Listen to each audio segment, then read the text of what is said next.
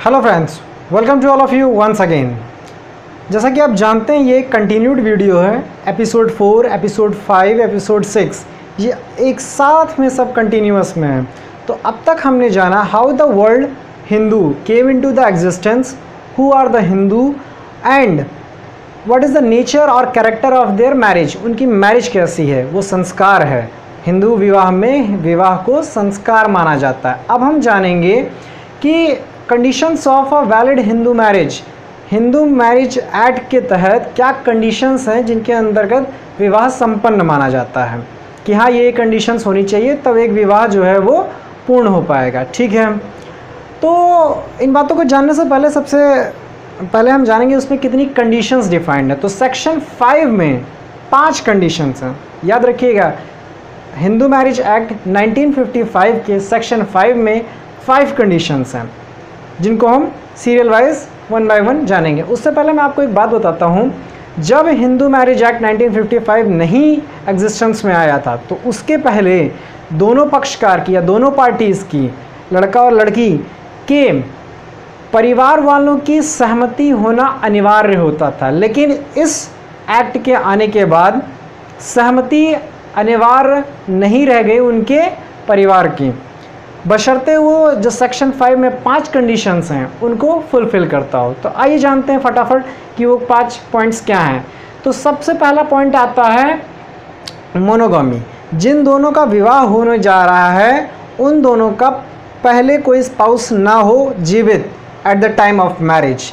लड़का है तो उसकी कोई पत्नी नहीं होनी चाहिए, लड़की है तो उसका कोई पति नहीं जीवित होना चाहिए। अब जिनके साथ शादी होने जा रही है वही दोनों आपस में पति पत्नी होंगे। ठीक है, दूसरा पॉइंट आता है अनसाउंडनेस ऑफ माइंड। मोनोगामी का मतलब था कि एक विवाह, unsoundness of mind second point है। क्या कहते हैं, चित्त की स्वस्थता, मतलब चित्त कैसा है आपका। तो उसमें 3 पॉइंट डिफाइन किए गए। पहला पॉइंट है कि आप एक वैलिड कंसेंट देने के सक्षम होना चाहिए। You are capable of giving a valid consent to your marriage. ठीक है, आप एक सहमति दे रहे हो कि हाँ मैं मैरिज करने जा रहा हूँ या मेरी मैरिज हो रही है। ठीक, दूसरा पॉइंट कहता है unless you are eligible for the valid consent, फिर भी आप प्रोक्लेमेशन ऑफ चिल्ड्रन के भी एलिजिबल हो। हाँ, अगर आप एक वैलिड कंसेंट दे ले रहे हैं ठीक है, लेकिन संतानो उत्पत्ति भी आप में वो कैरेक्टर होना चाहिए। अगर आप मैरिज के कुछ जो पॉइंट्स हैं, फिजिकल पॉइंट्स हैं या जो भी हैं, आप उनको कंप्लीट नहीं कर पा रहे हैं तो भी आप डिस्क्वालीफाइड हैं। थर्ड पॉइंट कहता है कि आप इंसैनिटी या फिर पागलपन या फिर किसी मिर्गी के दौरे से ना गुज़र रहे हो। अगर आप इन सबसे गुज़र रहे हैं तो आपको विवाह जो है वो वैलिड नहीं माना जा सकता। ठीक है, थर्ड पॉइंट आता है आपका एज। तो हिंदू विवाह अधिनियम के तहत लड़का 21 साल और लड़की 18 साल, ज़्यादा कुछ नहीं, खाली इतने बेसिक पॉइंट्स हैं। ठीक है, चौथा आता है बियॉन्ड प्रोहिबिटेड डिग्री या फिर प्रतिनिषेध के दायरे के बाहर। अब फॉर एग्जांपल मैं आपको देता हूं जल्दी से, तो उसमें यह है कि एक चाचा और भतीजी के बीच में विवाह नहीं हो सकता, ये प्रोहिबिटेड डिग्री है। ठीक है, तो ऐसे कई सारे एग्जाम्पल होते हैं जब विवाह की मतलब टेंडेंसी आने लगती है कि हाँ इस पे विवाह हो सकता है, तो नहीं, उस पर प्रोहिबिशन डिग्री देखा जाता है, कहीं ये प्रोहिबिटेड डिग्री के अंतर्गत तो नहीं आ रहा। अगर आ रहा है तो विवाह नहीं करने दिया जाता। मान लीजिए कोई ऐसा केस बनता है तो उसमें ये होता है कि जो कस्टम है या फिर जो उन दोनों के पक्षकार हैं उनको अगर कोई एतराज़ नहीं या फिर वो उनके हिसाब से सही बैठ रहा है तो विवाह उत्पन्न माना जाता, वैलिड मान लिया जाएगा कि हाँ चलो ये विवाह हो सकता है। पांचवा पॉइंट आता है आपका कि सपिंड नातेदारी या फिर सपिंड बियॉन्ड सपिंड रिलेशनशिप।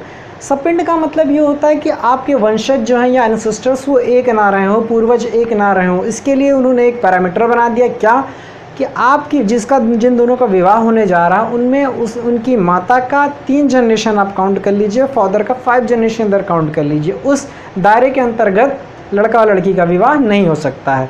अच्छा, इसके पीछे खाली रिलीजियस कॉन्सेप्ट नहीं था, इसके पीछे बायोलॉजिकल और साइंटिफिक रीज़न भी है कि अगर आप सपिंड नातेदारी में विवाह करते हैं तो जो आने वाली संतानें होती हैं वो चैलेंज्ड होती हैं, किसी को दिमागी रूप से, किसी का पूरा शरीर विकसित नहीं है, एक्सेट्रा एक्सेट्रा, जो कि फिजिकली रिलेटेड होती हैं कि हाँ बायोलॉजिकल कंडीशंस भी उनकी सही नहीं रह पाती। इसीलिए इसको माना गया कि सपिंड नातेदारी के दायरे के बाहर हो। ठीक है, तो ये 5 पॉइंट थे, जल्दी जल्दी से इनको डिस्क्राइब कर दिया गया है क्योंकि इनमें ज़्यादा कुछ ऐसा था नहीं कि जो आपको बताया जा सके। और केसेस अराइज होते हैं, उन केसेस पे देखा जाता है कि हाँ कैसे क्या है, वो एक कोड प्रोसीजर है। कभी मौका मिला या उस तरीके से कभी कुछ क्वेरी आई तो उस पर ज़रूर डिस्क्रिप्शन कर देंगे। इस तरीके से हमने जाना हिंदू का ओरिजिन से लेकर के विवाह तक, तो ये एक पूरा कंटिन्यू पोर्शन कंप्लीट होता है। नेक्स्ट वीडियो में हम जानेंगे मुस्लिम मैरिज और उनका आगे का प्रोसीजर क्या है, कैसा है, तलाक वगैरह, डाइवोर्स वगैरह उनमें कैसे होते हैं।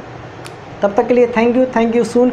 और हाँ, कुछ आपको अगर पूछना हो तो कमेंट कर सकते हैं कि आप उसमें कमेंट या फिर जो भी आप टॉपिक चाहते हैं। बेसिकली अभी मैं एक फैमिली लॉ कंप्लीट कर रहा हूँ इधर से, तो क्योंकि वो एक सीक्वेंस में, इसलिए मैं उसको कंप्लीट कर रहा हूँ। अगर आपकी कोई क्वेरी है तो मैं उसको बीच में वीडियो में डाल सकता हूँ। So keep like and sharing my videos if you are really feeling yourself beneficial, या फिर आपको कुछ ऐसा मिल रहा है कि हाँ जो अच्छा लग रहा है, तो must share it. Thank you so much for watching this.